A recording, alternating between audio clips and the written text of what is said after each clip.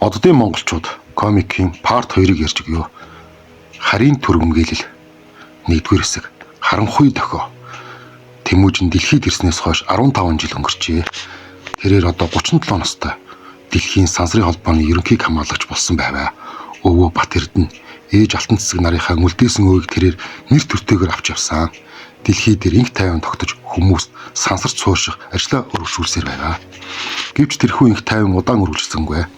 2087 оны намар нэгэн өдөр дэлхийн бүх радио станцууд нэгэн зэрэг тохиолдол дуурваа. Нарны аймгийн хязгаар Кеплерийн бүсээс асар том объект ойртон ирж байв. Тэд маш хурдан, маш том, маш олон байваа.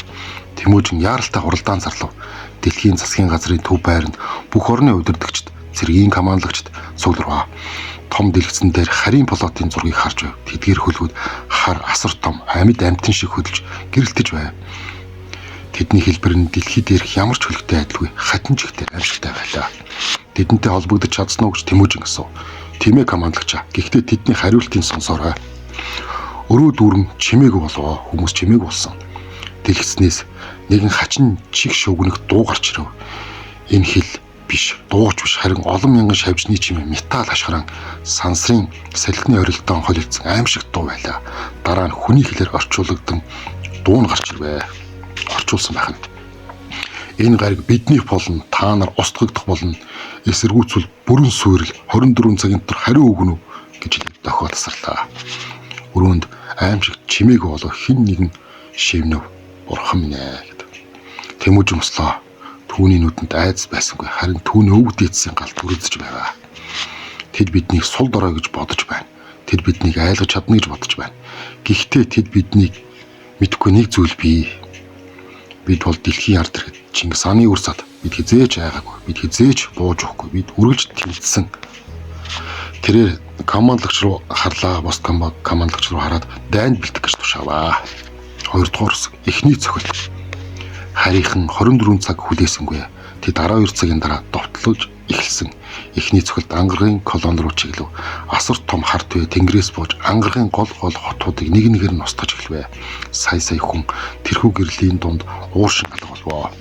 Тэмүүжин Чингис хаан хүлгийн команд дотор зогсож байв. Энэ удаагийн Чингис хаан өмнөхөөс хавьгүй том хүчрэг байв. Хажууд нь Тэмүүжиний охин Сарнаа зогсож байлаа. Тэрээр 19 настай залуу нүдэнд нь эцгийнхээ гал эмийнхээ зориг өвг эцгийнхээ мэрэгэн ухааныг хуслан гэрэлтэж байв. Аава ангараг унаж байна. Би туслах ёстой. Тослоход оройтсон охин минь бидний зориг бол дэлхий. Бид энд хамгаалах ёстой. Бид энд сүүлчийн тулаанаа хийх болоо. Сарнаа эцгийнхээ нүд рүү харан тэрэнд айдас байсангүй. Харин тодорхой зориг гам бат шийдэнгийн байдал байв. Би тантай хамт шүү аваа гэж охин хэлвэ. Тэмүүжин охиныхоо мөрөн дээр гараа тавиа. Би мэднэ охин минь. Чи бидний удам. Чи энэ тулааны дараа амьд үлдэх ёстой. Чи бидний түүхийг өргөжлүүлэх ёстой гэж охиндоо хэллээ. 3-р хэсэг дэлхийн хамгаалалт. Харийн болоод дэлхийд ойртож ирвэ. Тэдний тоо хэдэн мянга байв. Том жижиг дунд зэргийн хөлгүүд тэнгэрийг бүрхэж нарны гэрлийгч бүрхөв.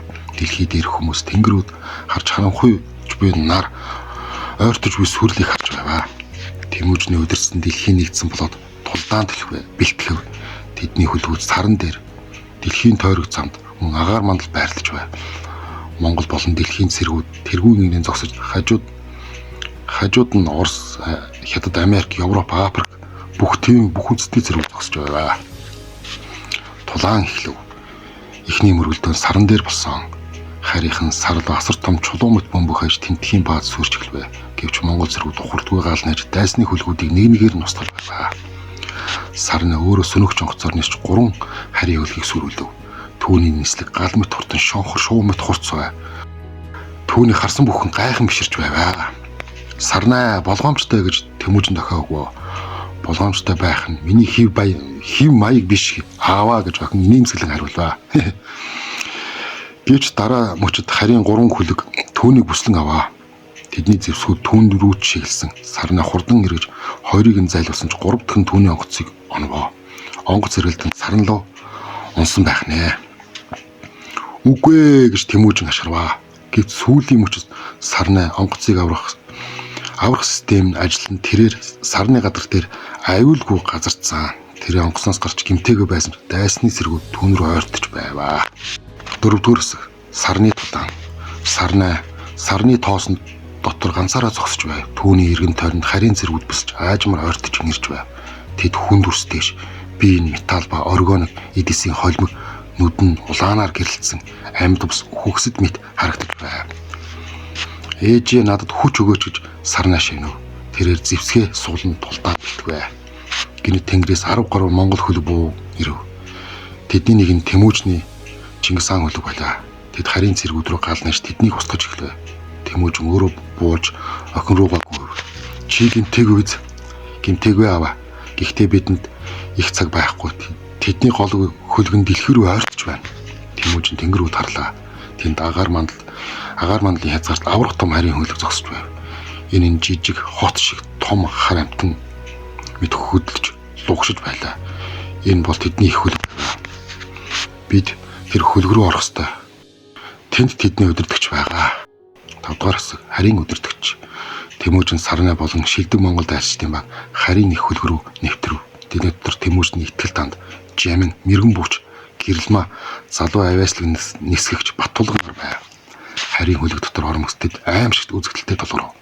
Хандах амьд мах мэт зүйлс лугшин шалан дээр шавж мэт амьд гүйж агаарт хачин өнөр чимээ орилдон байв. Энэ хөлөг биш харин амьд организм байв. Тэд өргөжлөв. Замд олон саа дотор харийн зэрүүд тулгарсан ч тэд бүгдийг нь даван тулав. Эцэст нь тэд гол хяналтын өрөөнд оров. Хачин жигтээсийн тэд нэгэн амьтан сууж байв. Энэ нь бусд харийнхнаас том илүү аимшигтай илүү ухаантай харагдаж байв. Түүний нүд нь хар гүн сансар мэт төгсгөлгүй байваа.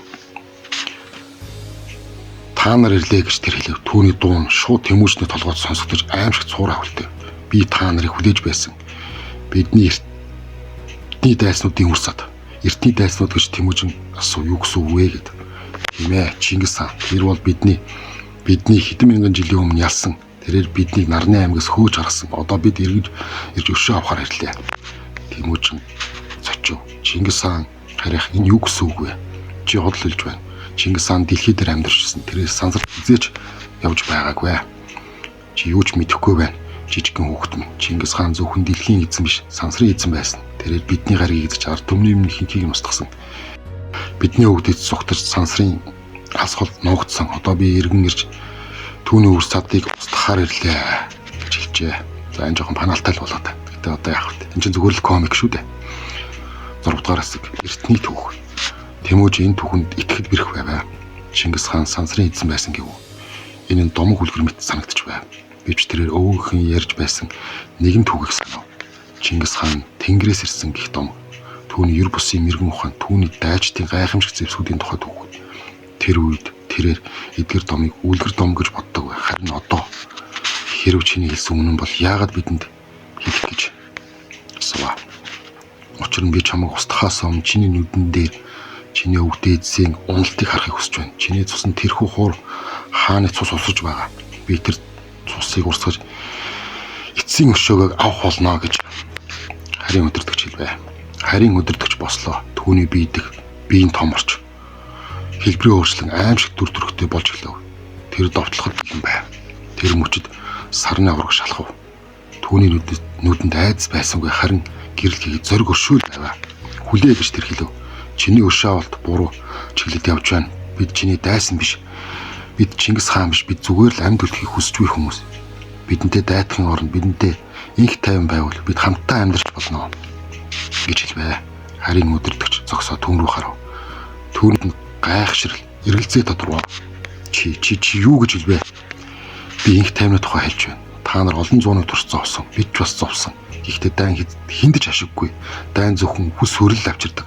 Бид хамтдаа шин зам нээж чадна. Чингис хааны зам биш, харин шин зам, инх тайвны зам нээж болно гэж хэлвэ. 7-р хэсэг шин нэвлэл. Өрөөнд бүгд хэсэг чимээгүй болов. Харийн удирдагч сарнаараа ширтсээр байв. Харийн удирдагч тэрний нүдэнд олон зууны уур хилэн өвдөл ганцаар л харагдаж байваа. Чи их зөрөгтэй юм. Чи өвд эз шиг дайнч хэрнээ бас чамд чиний сүнс нь бас өршөөл байна. Энийг хачин юм гэж харийн удирдагч хэлв. Сарна бид өөрчлөгдсөн. Олон зууны турш бид дайнаас суралцсан.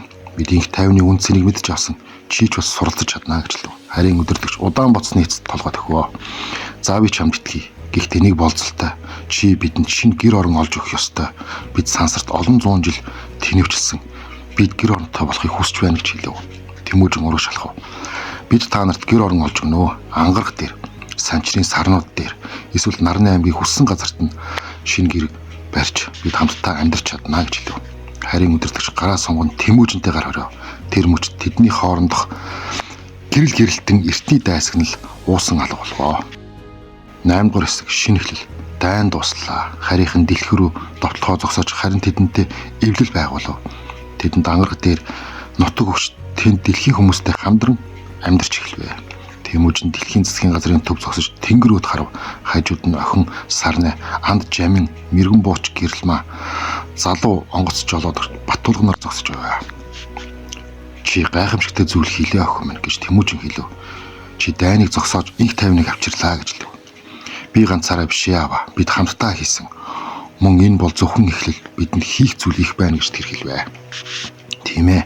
Хийх зүйл их байна. Харийнхантай эвлэл байгуулсан олон асуудлыг шийдсэн ч бас олон боломжийг нээж өгсөн. Тэдний технологи, мэдлэг соёл дэлхийд асар их өөрчлөлт авчрах болно гэж хэлв. Гэвч хамгийн чухал нь инх тайван тогтоосон явдал байв. Маш хүнд хүчээр дайны дараа харийнхан болон дэлхийн хүмүүс хамтдаа амьдрахаар болсон явдал байв. Тэмүүжин охиныхоо мөрөн дээр гараа тавив. Чиний эмээ өвөө нар чамаар бахарх байсан охин. Чи тэдний өвийг нэр төртэйгээр аварч хамгааллаа гэж хэлвэ. Сарна амны хэсгэлв. Би зөвхөн тэдний заасан замаар явсан аваа. Монгол хүн гэдэг чинь зөвхөн тулдаг гэсэн үг бишээ. Харин мэрэгэн ухаантай инх тайвж байх гэсэн үг гэдгийг та надад заасан. Тэд хамтдаа тэнгэрүүд харав. Тэнд алцад шинэ од гэрэлтэж байв. Шинэ эхлэлийн шинэ од, шинэ найдварын од гэрэлтэж байв. Харин энэ төгсгөл биш, харин шинэ эхлэл байлаа. Учир нь түүх үргэлжлэн яг л монголчуудын сүнс өрүүлж оршиж байдагтай адилаа. Оддын дунд сансрын удан тэдний түүх мөнгөсөөр байх болно. Ингээд 2 дугаар бүлгэн дуусч байгаамаа. Парт 3 үргэлжлээд явах болно. Удахгүй парт 3-ыг тавина. Анхаарал тавьсанд баярлалаа.